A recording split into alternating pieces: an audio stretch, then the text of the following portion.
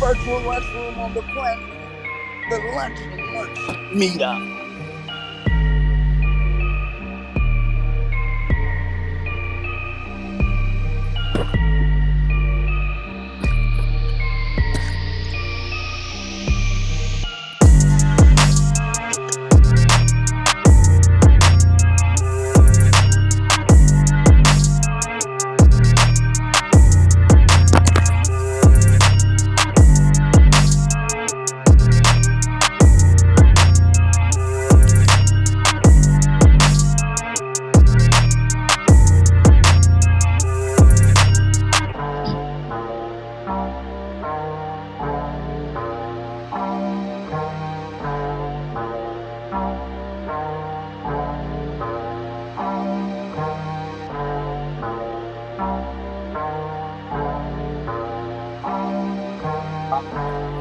Passage, so bro, pray your presence that you touch the word.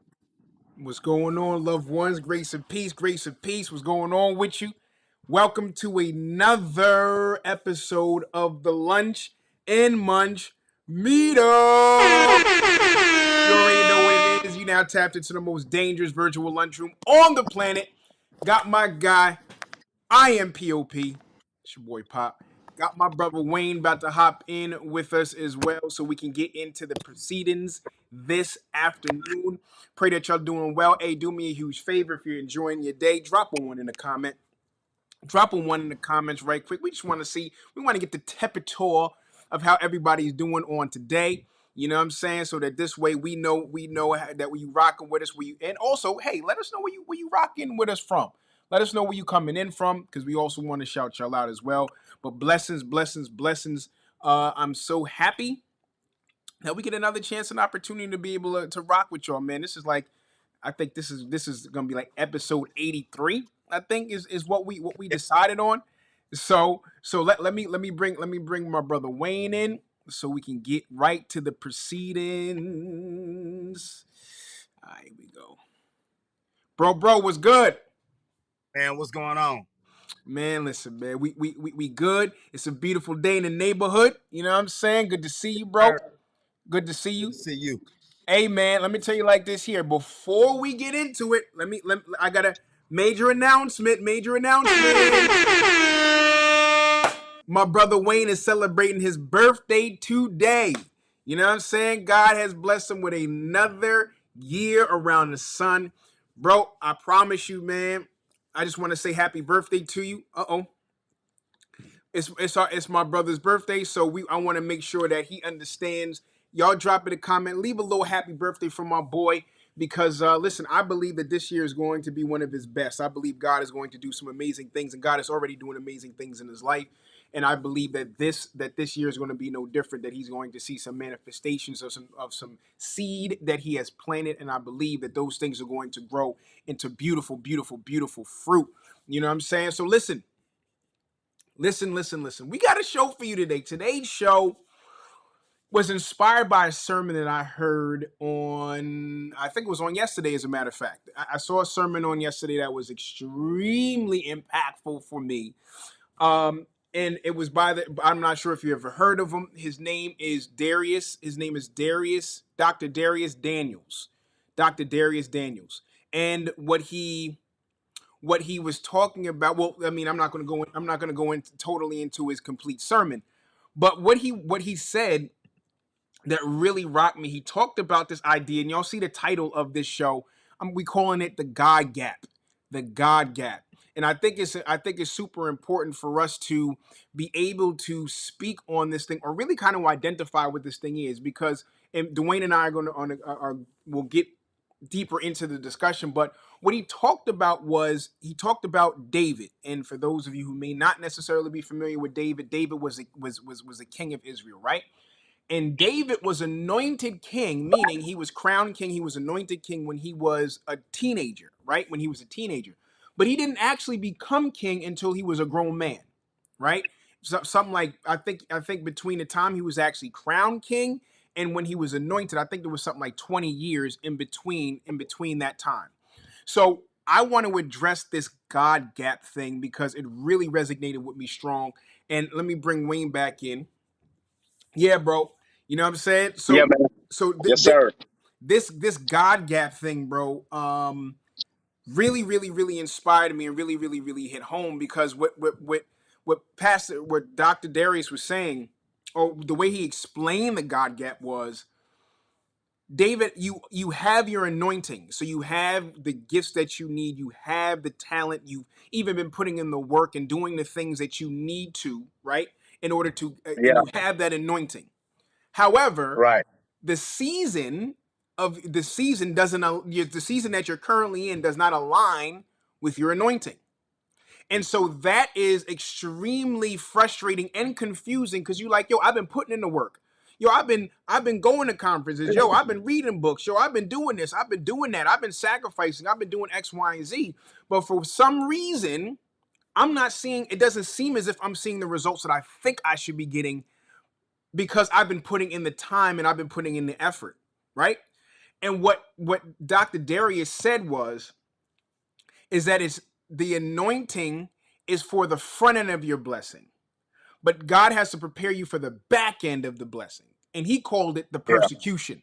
He called it the persecution that comes along with the assignment, right?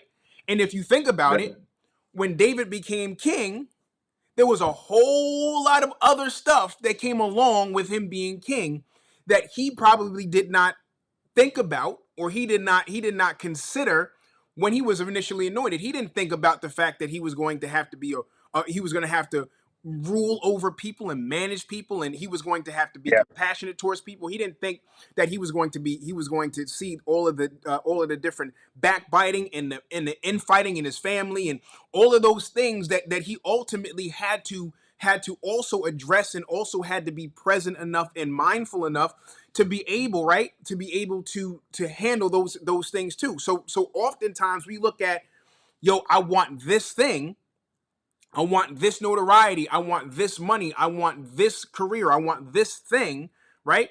And you're working towards it. And it's not that you won't get it, but maybe the reason why you haven't gotten it yet is because God is preparing you for the back end of that thing. The very things that you're not considering, the very things that you didn't think about. It's those things that he has to mentally, physically, and prepare you mentally, physically, and spiritually even prepare you for, in order before he can give you the blessing on the front end. Because if not, then really the what's going to end up happening is that it's no longer going to be a blessing for me. it's going to now be a curse because I wasn't prepared for everything else that comes along with the thing that I believe I should have. You know what I'm saying? So Yeah, yeah. what you think about that, bro? Man, bro, David is just a unique individual all in himself, bro. Mm-hmm. But what I think happens, man, a lot of times in this pursuit of purpose, we focus so much on the outcome.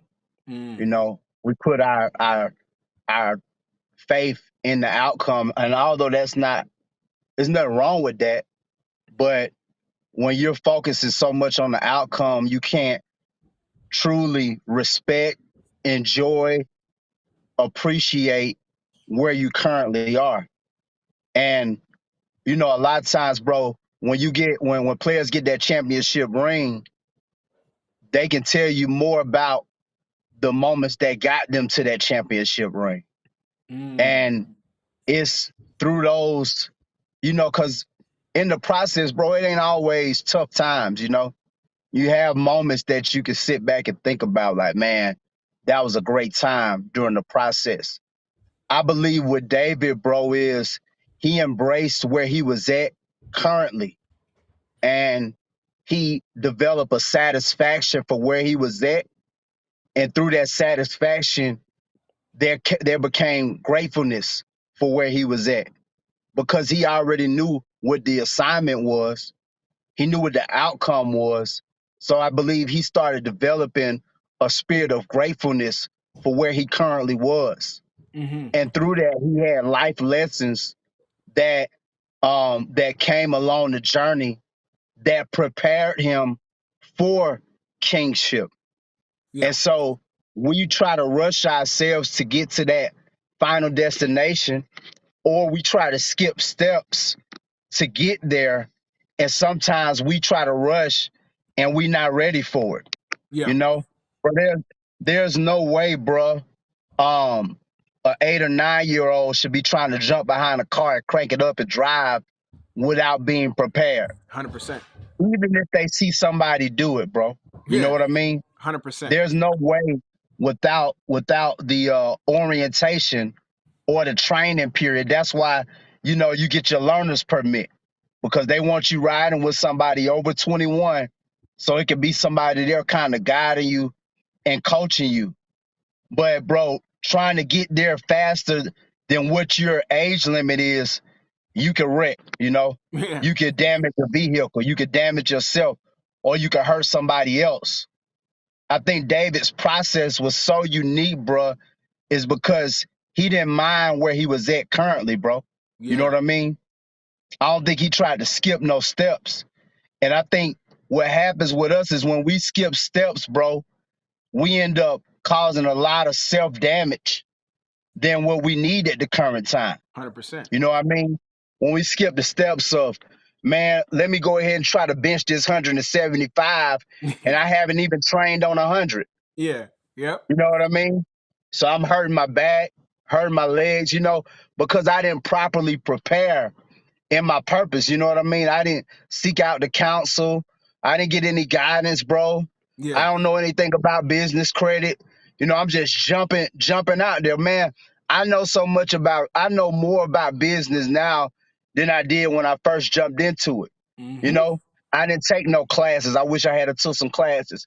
I didn't ask anybody in business. I wish I had asked them, bro. And Yeah. so now I'm doing a lot of the lead work that I should have did in the very beginning, bro. Mm-hmm. And so I challenge you guys on the pursuit of purpose, man. Stay where you at in that moment. Yeah. Don't rush it. Don't rush it. Stay planted. Because the moment you uproot yourself, then you have to go back in and put yourself back in the soil because you didn't give that thing time enough to develop and grow. So the biggest thing, bro, is not rushing the pursuit of purpose, not rushing it. Yeah. Staying in there. And then sometimes, bro, we be right at the brink of going to that next level, but we uproot ourselves, so we don't even get a chance to see or experience what that looks like. 100%, man. And I think, bro, what you saying is so key. on many different levels, because as you said, you can't. I mean, and I hate to sound cliche, man, but you trust the process, and it does come down to that. Like you have to trust the process. But like, yo, for real, like what really resonated with me was the fact that it's not denied. So for instance, David went through everything that he had to go through, right? So Yeah. for me, I've been putting in the work, right? You've been making the sacrifices. You've been reading. You've been on podcasts. You've done paid for courses. You've done all of these things, and you've done all of these things. Yeah. And what was encouraging was this: yo, you have the anointing. Like, you That's right. have what you need in order to not only get to the next level, but to excel and to thrive in that next level.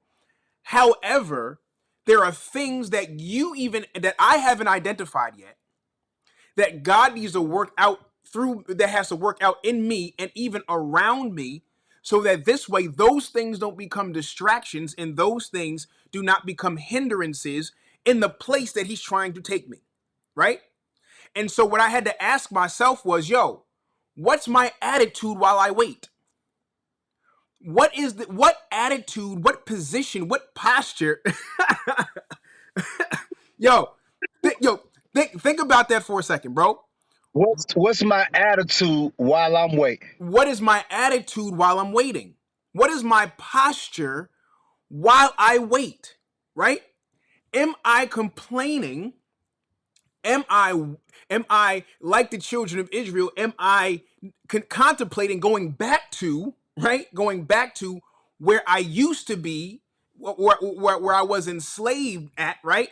Because that seems as if at least I kind of know that area, and because I've been there before, that's something that I'm comfortable with, so I can kind of go back to my default setting.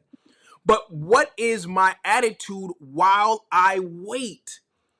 What is my position? What is my mindset? Where am I mentally? Where am I spiritually while I wait? Because either I believe that I have the anointing, and if I believe I have the anointing, and if I believe that I have everything that I need, then that means that I have to graduate to the next level. If I'm in a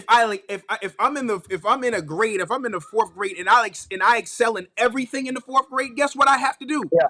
I have to be able to go up to the fifth grade. Naturally, I have to, right?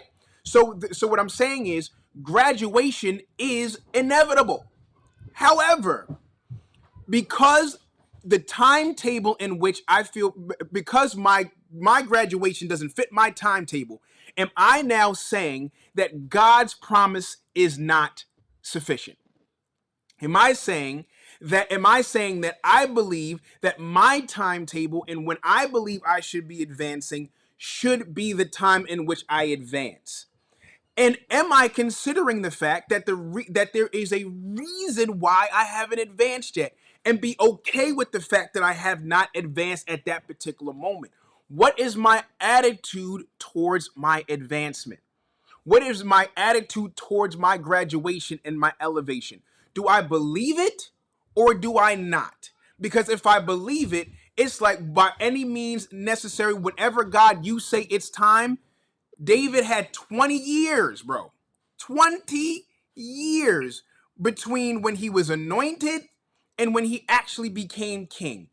And he hung in there the entire time through persecution, right? Because Saul was trying to kill my man, right? This dude had to hide. He had plenty of occasions to take Saul out, but he didn't. You know what I'm saying? Because he said, "Yo, I'm not going to touch God's anointed." So even though I'm anointed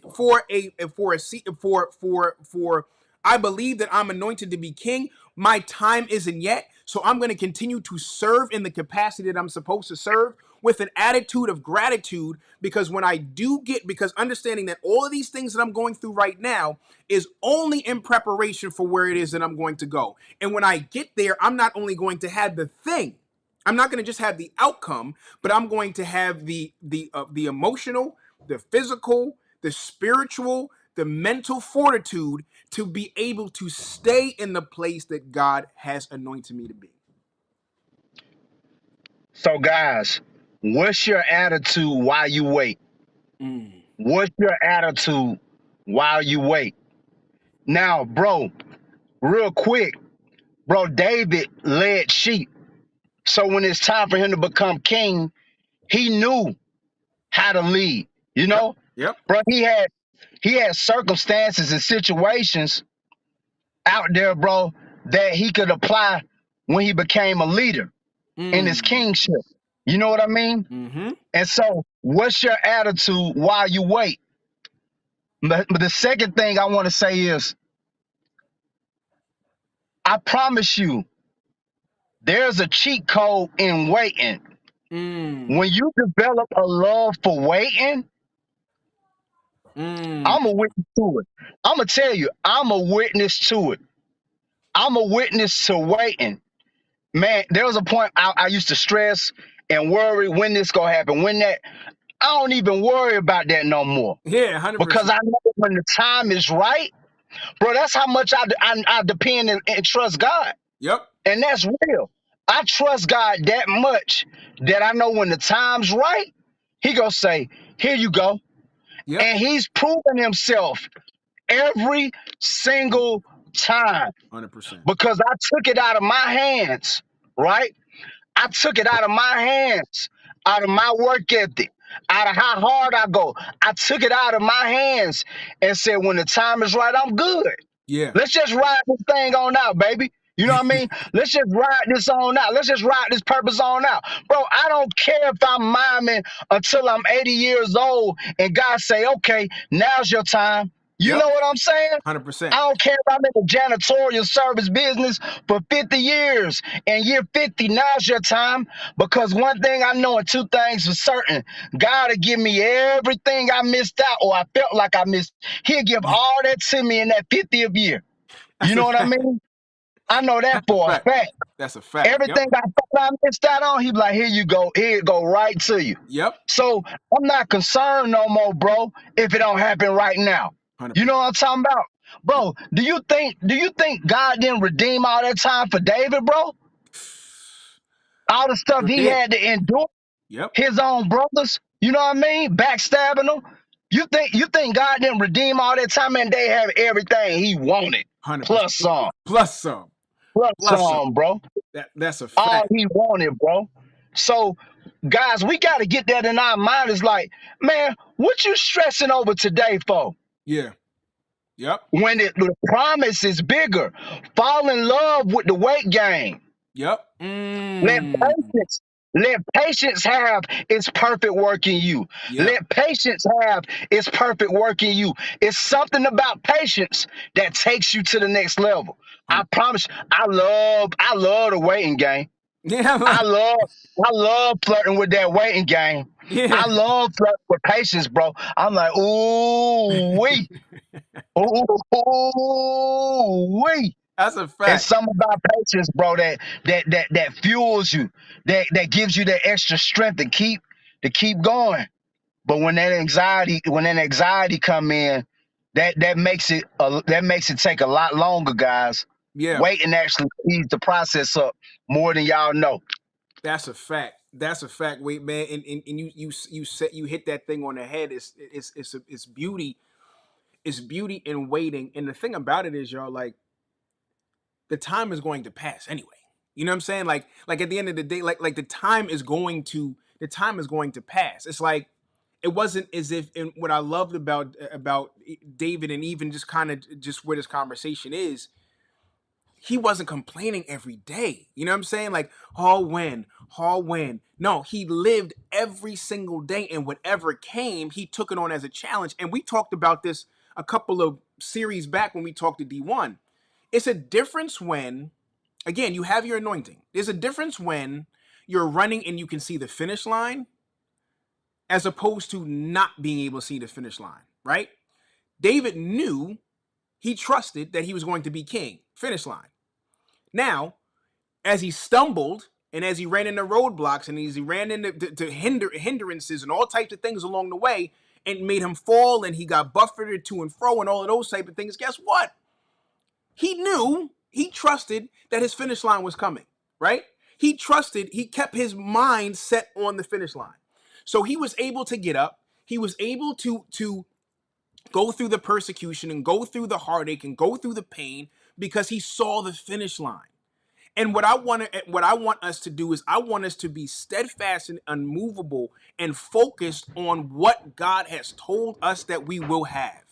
Understanding and trusting the anointing and the opportunities that God has given us in order to elevate and graduate to the next level. So that this way, as instead of us focusing on what's immediately in front of us and allowing the enemy to sow tares into our wheat, right, to distract us from where it is that we believe that we're going to go, it is in us focusing on believing where we're going to go that allows us to continue to move forward, even when our legs are tired, even when we're fatigued, even when we fall, even when we bump into those things that we feel are insurmountable. We are able in our minds to say, nope, this is all a part of the race. This is all a part of the race, right? And when you get there, all of those things, right, that you experience on the race, on the journey to your finish line, are the very things that are preparing you for the championship circle. Are the very same things that are preparing you for for that moment that you believe that you're going to have, right? And we're believing that you're going to have it. But we want to encourage you today to focus on what God has promised you. Understand that your attitude and our attitude during the wait, the way that we wait, is just as important as the actual destination itself. What we do while we wait is just as important as the destination itself. All of these things matter, y'all. And this is why I thought it was important for us to have this conversation today, Wayne, because all of these things matter. All of these things matter. We cannot think that we can respond to God's timing with a terrible attitude, right? But then think all of a sudden, once we get there, or when we get there, then all of a sudden our attitude is going to change. No. Whatever you practice, you become good at. Whatever you Yeah. practice, you become good at. So if we are practicing, we're exercising our faith. We're practicing understanding that all of these things are a part of the race, and we give God praise and thanks all along the way.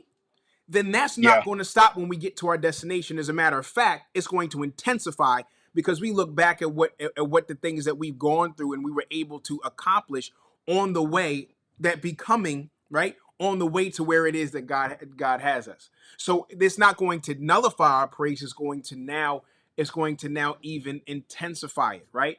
So while you wait, what is your attitude while you wait?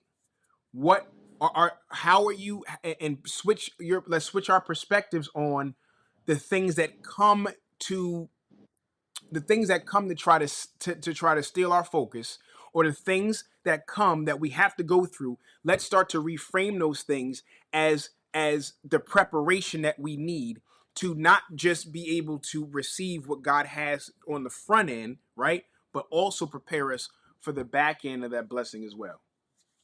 Bro, you got anything to close us out, Bang? Yeah.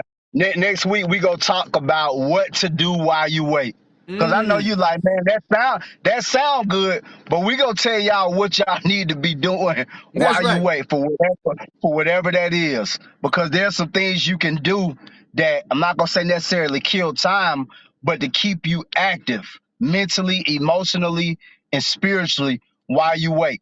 So, 100%. bro, great discussion, man. Great Listen, discussion.